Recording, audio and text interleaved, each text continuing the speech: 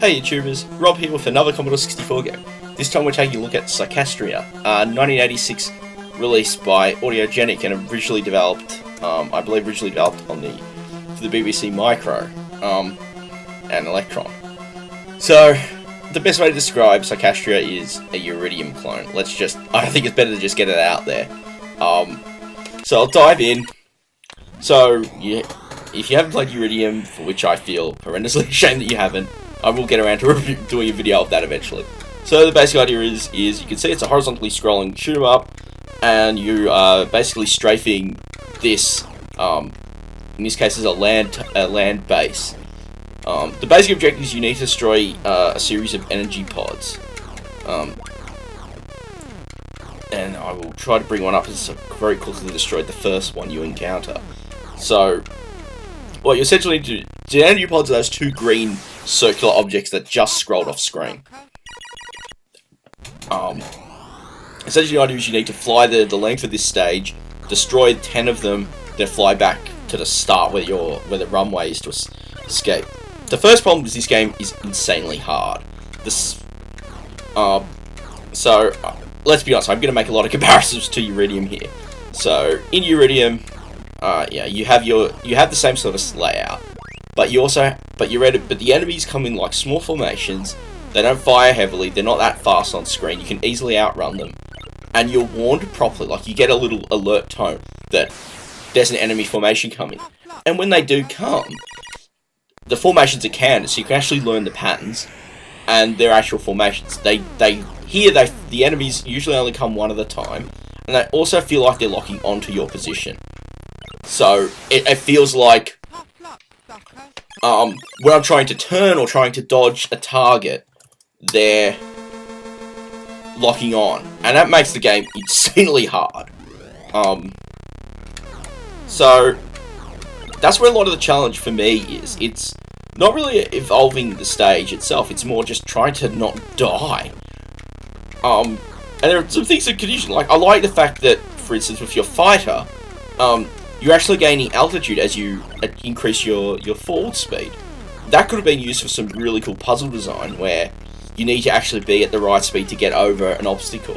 It would be cool if, for instance, that could be expanded further, and I guess it's not really in the realm of an 8-bit, but you could also have obstacles you need to fly under, not fly slow under. But the enemies make this game just way too hard. I mean, I've been playing it a bit the last few days for some reason. As for why, it's a bit of misplaced nostalgia. I think I remember borrowing this from a friend back in the day. I think before I had actually played Uridium. So it was like, oh, it's an interesting little spaceship shooter. But I never really played it that much. But then I played Uridium and it's like, enough said. So, like, the other challenge is, the game doesn't really guide you in terms of, like, your objective. It'd be really cool if there was a counter on screen that said, you have, 10 pods to destroy. And it counted down as you destroyed them. Or something and then something that sort of flashed on screen.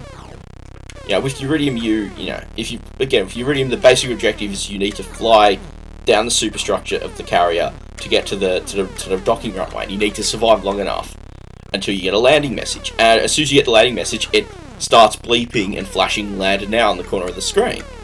In the status bar at the top of the screen. So you sort of know, okay, now I have to land, and you know where you have to land because it's the only runway on the screen that has no little ships that you can destroy.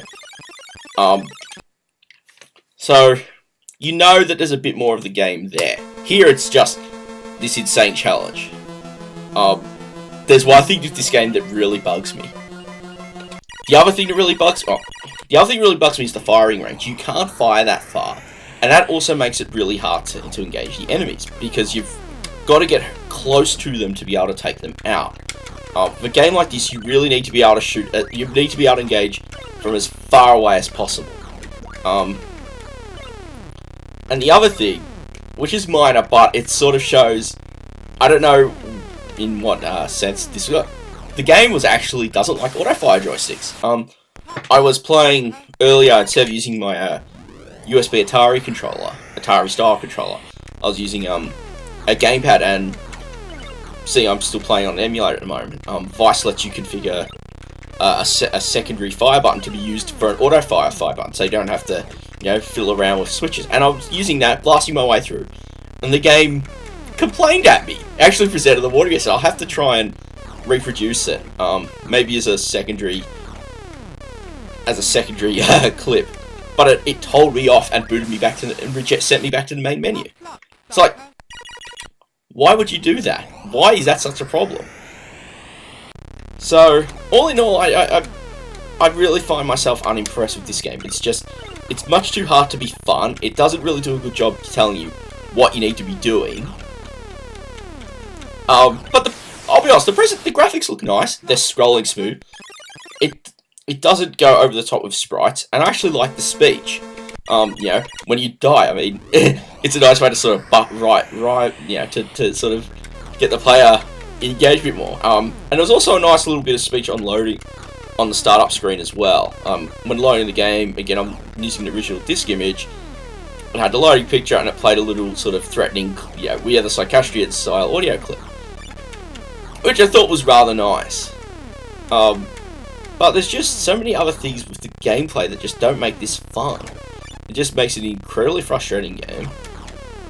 And it's sort of in that pile of, Iridium clones. I mean, I'm just going to say it.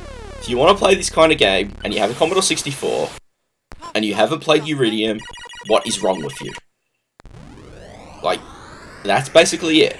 Iridium created this sort of subgenre on the C64, and it pretty much defines it. And even after all this time playing it, I had a quick play of it, sort of some back research for comparison. It still feels an amazing game nearly 30 years later. It just is a disappointment. I mean, I'll have to be honest, played with with commentary is really impacted how I'm doing. Like, when I was playing earlier sort of warm-ups, I could actually get all the way to the end of the stage, to the far right end, and then I'd have to fly back and I'd just get slaughtered before I could do that. And there's just other little things. It also frustrates me. You got to get 30,000 points for an extra life. With the difficulty of this game, that's a long challenge. I found that if I go back to the, I do a complete run, as I was doing in my practice plays, I was able to get to like high 20,000s in my score, which meant I could almost earn an extra life. But in this case,